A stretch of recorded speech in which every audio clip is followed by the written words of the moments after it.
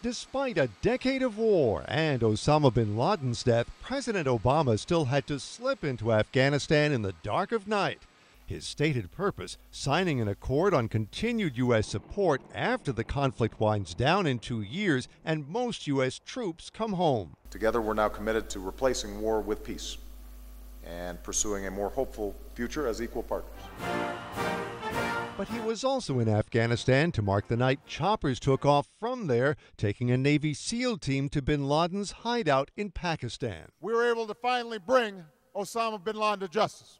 So important is that milestone to his election year narrative that Obama delivered a nighttime speech to the nation from a lectern at Bagram airfield. The goal that I set to defeat al-Qaida and deny it a chance to rebuild is now within our reach.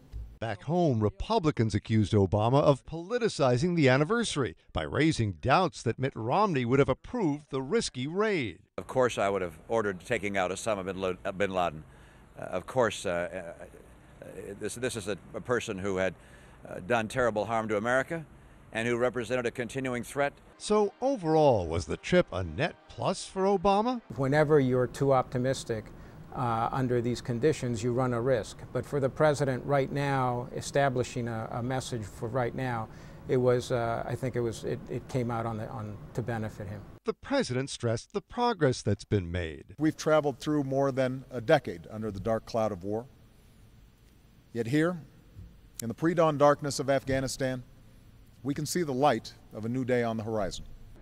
That passage came eerily close to Vietnam's tragic light at the end of the tunnel.